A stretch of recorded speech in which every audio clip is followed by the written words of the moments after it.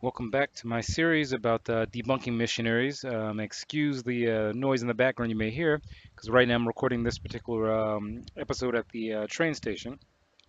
So essentially, just to kind of go back over the points I've been making with each of these different videos, it's kind of a step-by-step of how I usually have had a good experience against dealing with missionaries, concerning dealing with real topics and not debating them on theological points that really don't matter and that they don't have experience with, things that really just lead to kind of nowhere.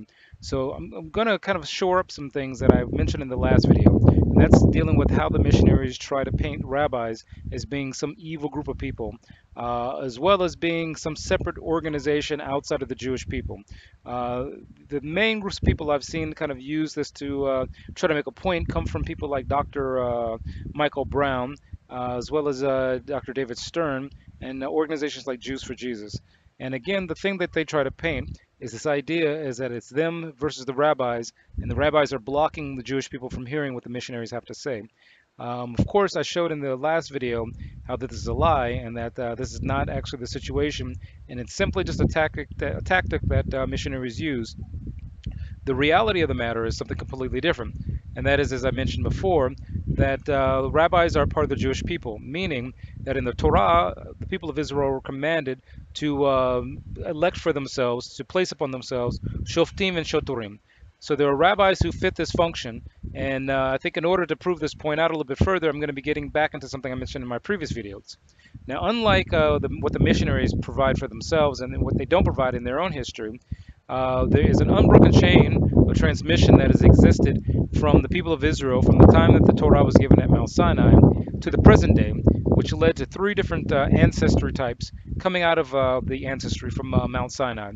And that is Jews who hold by Torath Moshe, also Jews who use the term Judaism, as well as those who are Karaites and Shomronim, also known as Samaritans. Another point that I brought up in the previous videos is I showed that the transmission of the Torah from the time that the Torah was given at Mount Sinai until the present day has been traced and transmitted through a group of people going from Moshe Rabbeinu to Rav Asha during the time around the time that the information in the Talmud was basically being discussed and debated and then eventually recorded.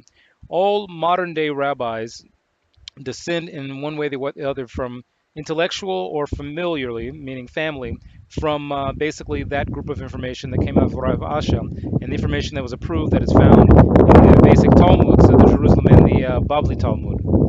Now, getting into this a little bit further, the thing that a lot of missionaries try to either hide from or either don't know, one or the other, is the issue that various rabbis, there's various types of rabbis, there's not just one type of rabbi. They try to paint this picture as if there is.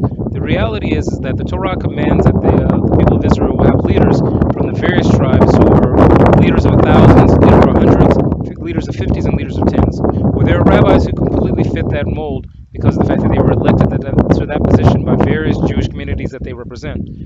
Further to that issue, there are some rabbis who are simply within a judicial range of issues, and there are some rabbis who are just advisory.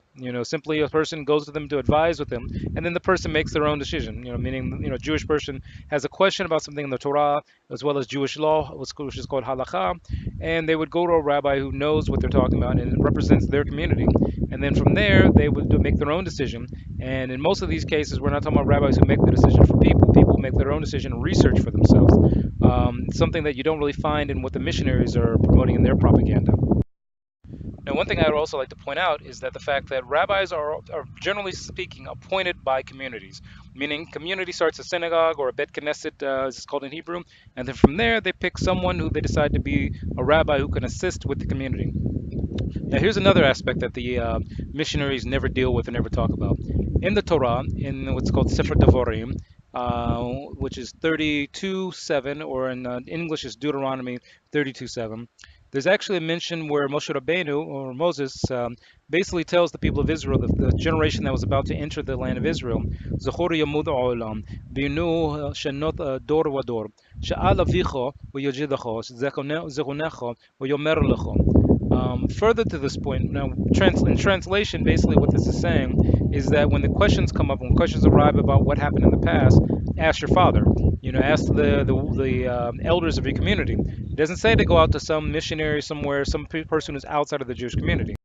Essentially, this means that a Jew has to start at home with fathers, grandfathers, uncles, people in the family, and this can even be done before someone even goes to a rabbi. Because some people's fathers are rabbis. There's Kohanim who are rabbis. There are Levim who are rabbis. And further to this point, in the book of Mishle, also known as Proverbs, it says, Shema bini musar avicho titosh Torat emecha, which means, listen, my son, to the musar, which is basically like the ethics of your fathers, and al titosh, don't leave behind the Torah of your mother. So again, essentially making the point here that someone accepting what a missionary says or allowing a missionary to kind of stand in the way is going against these two principles found both in the Torah and in Mishle. Okay, now to get into this point a bit further, there's also one thing that the missionaries don't also talk about, and that's the fact that there are non-rabbinical Jewish leaders within Jewish communities all over the world. What this means is that you have people who are not rabbis, who are not certified within their community as rabbis, but are leaders because of the fact that they know Torah, they've studied Torah, and they teach Torah. You have a number of examples of this, of people who are non-rabbinical leaders of thousands, 100s, 50s, and tens, as well as non-rabbinical leaders who are advisors in Torah and Halakha, and also non-rabbinical leaders who were chosen by their communities to be their leader and their focus because of the fact that they know Torah and they know how to teach Torah and they're examples of Torah in everyday aspects of their life. Now let's get back into the issue of the three groups that basically descend from all the Israelis who were at Har Sinai or Mount Sinai who received the Torah. Those three groups are only represented today in the modern era by those who follow Torah Moshe, or basically you could say even modern day Orthodox Judaism, as well as the Samaritans and the Karaites. Now, here's one thing that's interesting, which missionaries also don't talk about. When you get into the Karaites, for example, don't hold by the idea of there being Torah Shabbat Peh. They go by the same Torah as Torah Moshe Jews. They have the same Tanakh, which is like the rest of the biblical texts. They, though, reject rabbinical leadership. They also reject the rabbinical transmission, and they reject the concept of oral Torah as found in the Talmud. But it's interesting, they also reject Jesus as being Messiah, and they say that the Torah and the Tanakh disprove him being Messiah. This now brings us to the next group, who are the Shomronim. Now, some people think the Shomronim and the Karaites are the same, but they're completely different. The Shomronim are a group of people who come from the northern tribes, or claim to be from the northern tribes, and their particular ideology is that they only accept the Torah, their version of the Torah. They don't go by any texts, like, for example, the prophetic writings found in the Tanakh, or even the regular writings found in the Tanakh. They reject rabbinical and Karaite authority, as well as transmission. They also don't accept Jerusalem as the place of where the temple is supposed to be. And further to that, they have their own oral Torah that they have that's different from the Jewish oral Torah.